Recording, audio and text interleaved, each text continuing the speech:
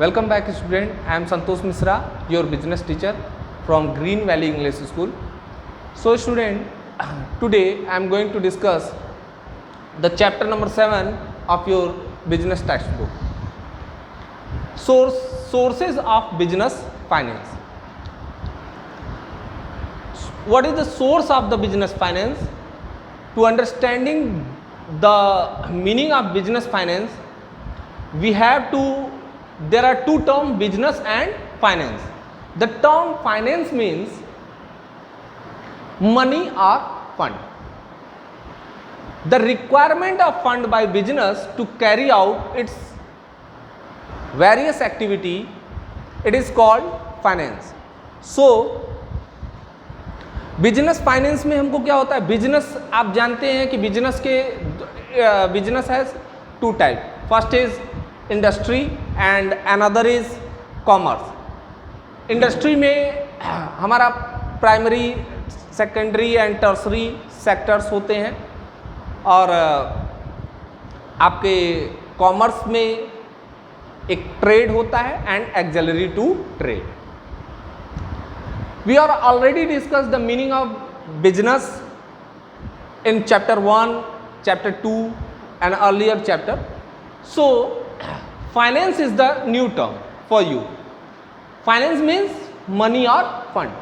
तो sources of business finance का मतलब क्या हुआ, वो कौन कौन से सोर्स हैं जिनसे हम क्या करते हैं, फाइनेंस इकट्ठा करते हैं बिजनेस के लिए.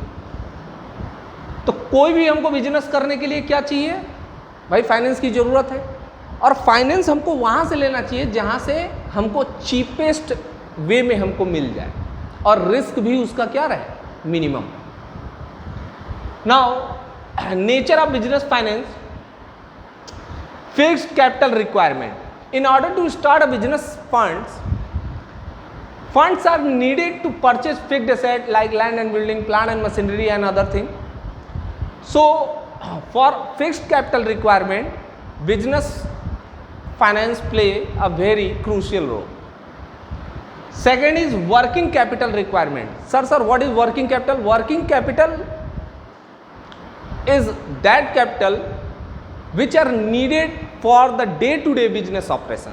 So आपका जो हम डेली जो बिजनेस करते हैं, हमको स्टॉक चाहिए, हमको हमारा स्टॉक में कुछ पैसा फंसा रहता है, कुछ कैश भी हमको चाहिए इमीडिएट पेमेंट करने के लिए.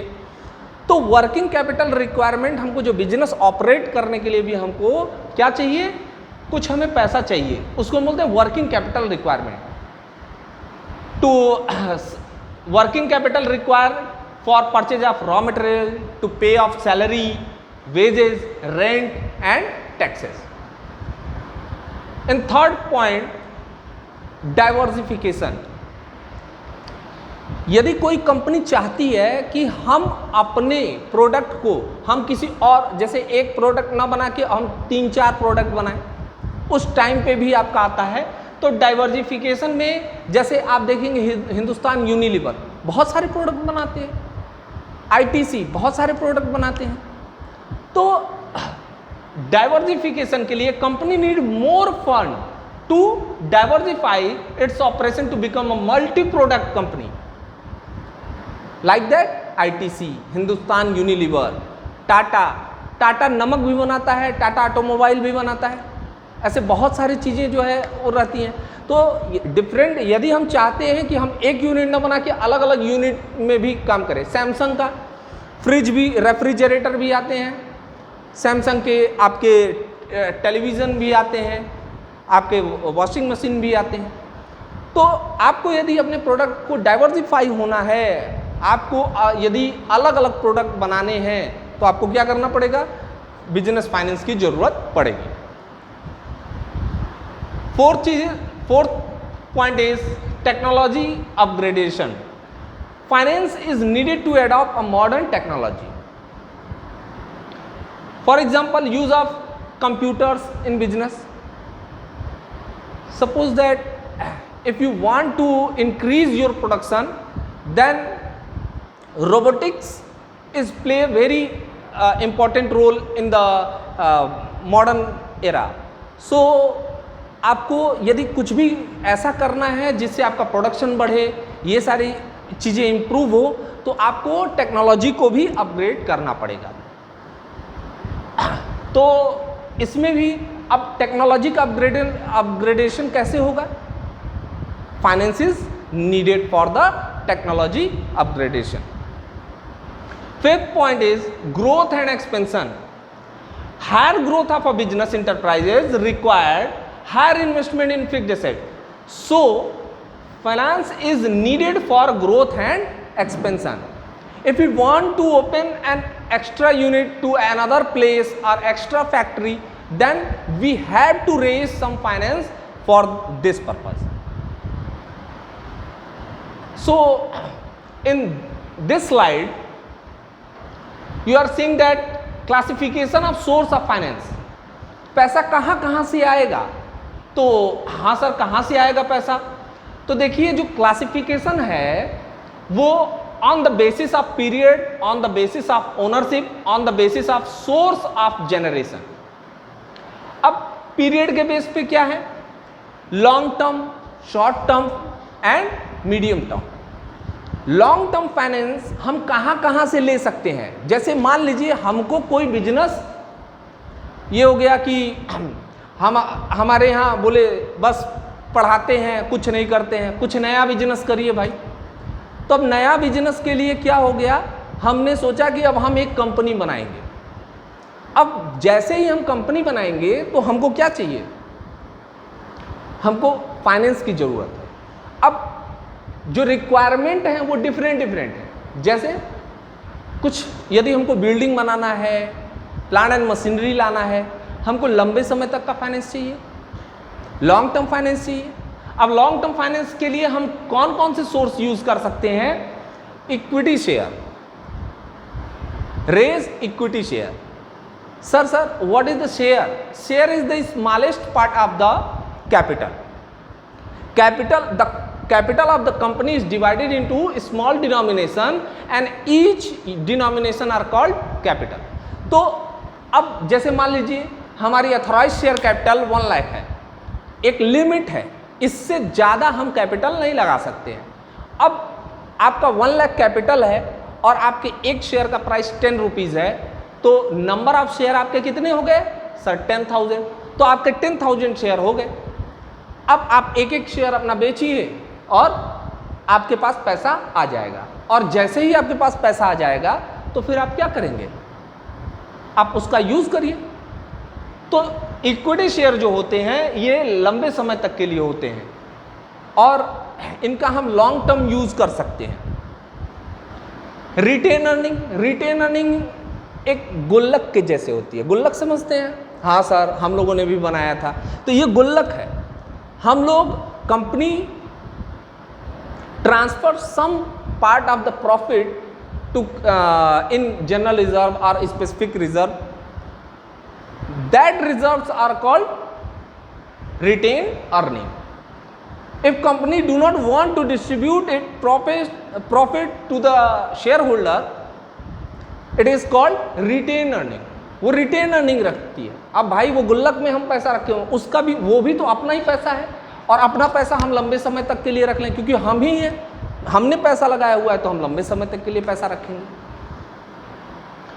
Preference share, debenture, loan from financial institution, loan from bank, these are the source of long term finance. Sir debenture क्या है? डिवेंचर जो है, debenture is a debt acknowledgement. ये क्या है कि हमने आपको इतना डेट दिया है, अब कंपनी को प्रॉफिट हो या लॉस हो, आपको इतना पैसा क्या करना पड़ेगा? देना ही पड़ेगा। अब प्रेफरेंस शेयर, तो प्रेफरेंस शेयर में ये फिक्स रेट ऑफ डिविडेंड जो है ये कंटेन करते हैं, मतलब इनका अपना फिक्स रेट होता है डिविडेंड का। यदि प्रॉफिट होगी तो इक्विटी के पहले इनको डिविडेंड पे किया जाएगा। So preference share holder has a preferential right on dividend. They will get dividend earlier to the or before equity share. So हर एक टॉपिक को हम लोग डिटेल में पढ़ेंगे। और आगे इस चैप्टर में हम लोग पढ़ेंगे। मीडियम टर्म फाइनेंस में क्या है, हम बैंक से लोन ले सकते हैं। पब्लिक डिपॉजिट, पब्लिक डिपॉजिट क्या होता है? पब्लिक डिपॉजिट में जैसे हम लोगों ने ऐसा कर लिया कि कंपनी कहती है आओ आओ मेरे में पैसा लगाओ, मैं आपका पैसा, आप अपना पैसा बैंक में रखते हो, आप मेरे पास रखो पैसा और मैं आपको इंटरेस्ट दूंगा, बैंक भी आपको इंटरेस्ट देगा। रिस्क ज़्यादा रहता है इसलिए इंटरेस्ट का रेट भी हाई होता है।